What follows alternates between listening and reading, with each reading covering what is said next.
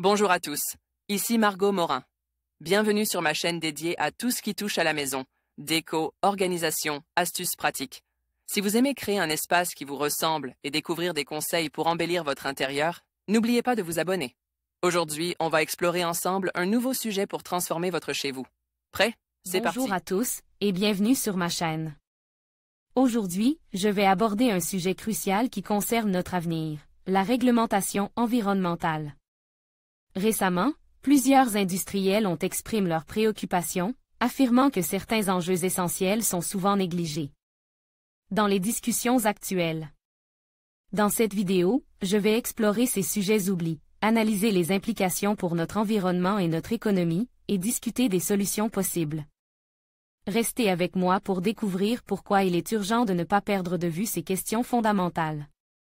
L'entrée en vigueur pour les logements neufs de la réglementation environnementale 2020, la fameuse RE 2020, vient d'être repoussée au 1er janvier 2022. Dans l'attente de nouveaux arbitrages à venir, Raphaël Meyer, CEO de Lancy Energy Storage, initiateur d'une lettre ouverte à ce sujet, nous décrypte les enjeux. La réglementation environnementale 2020, ou RE 2020 pour les initiés, c'est la réglementation qui devrait régir les performances des bâtiments neufs à compter du 1er janvier 2022. Plus ambitieuse que la RT 2012, elle fixe pour objectif de réduire l'impact carbone de nos logements, d'améliorer encore leurs performances énergétiques et en plus, de nous garantir un certain confort thermique pendant les aides caniculaires sans doute à venir. Certains outils mis en place par la RE 2020 sont intéressants. L'analyse de cycle de vie, par exemple.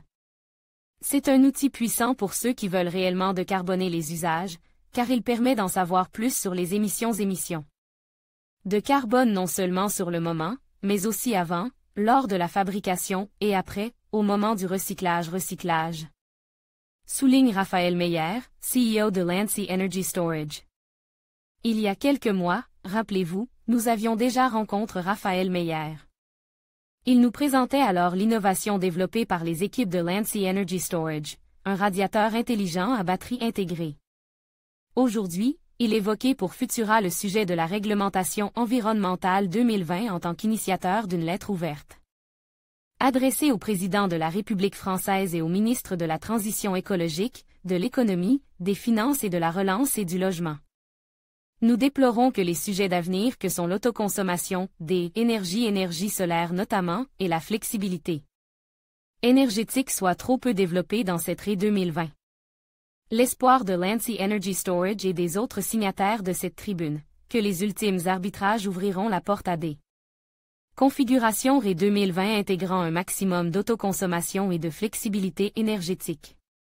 Pour le consommateur, l'autoconsommation peut se traduire par des retours sur investissement relativement rapides. New Africa, Adobe stocke l'innovation pour doper l'autoconsommation dans les bâtiments. Rappelons que la RT 2012 imposait un seuil maximal de consommation énergétique en kWh et M2 pour 4 usages, chauffage, eau chaude sanitaire, ventilation, éclairage. La RE 2020 ajoute un 5e usage, pudiquement appelé le confort d'été. Et une seconde dimension. Il ne s'agit plus simplement de considérer l'énergie telle qu'elle est consommée sur le réseau, mais aussi la part des énergies renouvelables. Énergie renouvelable, photovoltaïque ou solaire thermique, qui peut être autoproduite, nous précise Raphaël Meyer.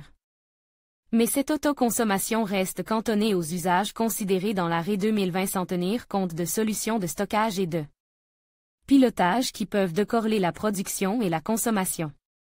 C'est là que les choses se compliquent. Des solutions de pilotage pour décorréler production et consommation?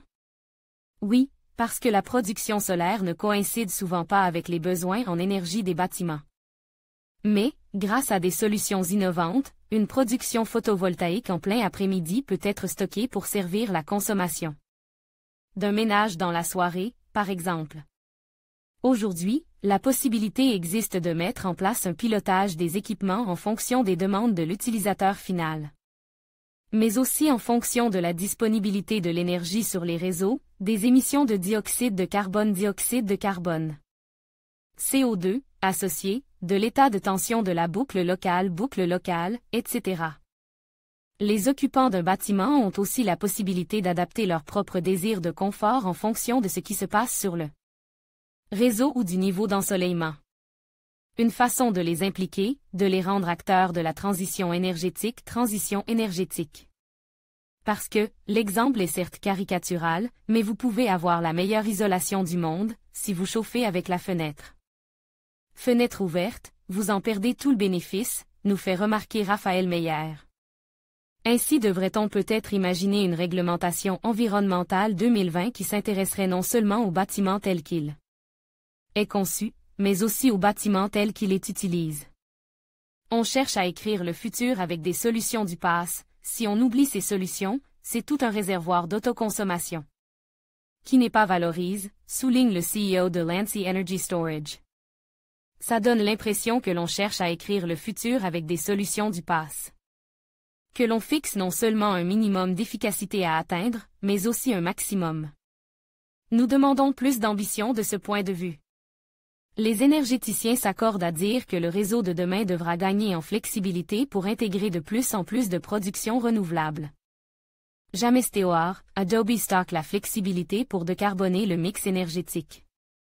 Une demande qui semble d'autant plus justifiée que la mise en œuvre de solutions semblables peut aussi apporter de la flexibilité. Celle-là même à laquelle les grands noms de l'énergie appellent pour construire les réseaux de demain. Des solutions existent pour limiter la demande en période de pointe, des solutions de stockage comme celles proposées par le radiateur lancé ou encore des solutions de pilotage qui permettent de chauffer un peu plus par anticipation avant le pic annonce de consommation pour ensuite pouvoir couper les radiateurs sur le moment. Des solutions qui permettent finalement de détourner le lien entre le besoin de l'occupant du bâtiment et sa consommation. Y compris, à l'inverse, lors des pics de production, en milieu de journée en plein été, par exemple, concernant la production photovoltaïque. Et si les énergéticiens évoquent beaucoup, depuis quelque temps, la notion de flexibilité, c'est parce qu'elle offre de la stabilité au réseau. Qu'elle lui permet d'accueillir ainsi plus de production renouvelable, solaire et éolien, intrinsèquement génératrices d'instabilité. Du fait de leur intermittence. La flexibilité est fondamentale si on veut totalement décarboner nos mix énergétiques. Et cela ne coûte presque rien. Effacer 1 million de radiateurs électriques, dégager un GW de disponibilité énergétique. 1 gigawatt de production coûterait bien plus cher. Le saviez-vous? Les signataires de la lettre ouverte initiée par Lancy Energy Storage saluent la mise en place d'un outil fondamental à la maîtrise de la trajectoire des gaz à effet de serre, mais ils affirment que le manque d'ambition de la réglementation environnementale 2020 pourrait coûter des dizaines de milliers d'emplois. En faisant l'impasse sur certains domaines d'excellence, l'autoconsommation, la flexibilité et la décarbonation des usages, la France met en péril ses industries et ses start-up innovantes, explique-t-il. Nous parlons là non seulement d'outils puissants pour la transition énergétique, mais aussi de choix pertinents pour le développement de nouvelles filières innovantes en France et en Europe. Des choix qui pourraient en plus représenter une formidable opportunité pour des filières existantes. Celle des installateurs électriciens, par exemple, profiterait certainement de cette montée en compétences, conclut Raphaël Meyer. En conclusion, la réglementation environnementale est un sujet crucial qui mérite une attention constante et proactive. Les industriels soulignent que certains enjeux d'avenir, tels que l'innovation durable et la transition énergétique, sont souvent négligés dans les discussions actuelles. Il est essentiel que les décideurs prennent en compte ces préoccupations pour garantir un équilibre entre développement économique et protection de notre planète. Seule une approche collaborative et éclairée permettra de relever les défis environnementaux de demain.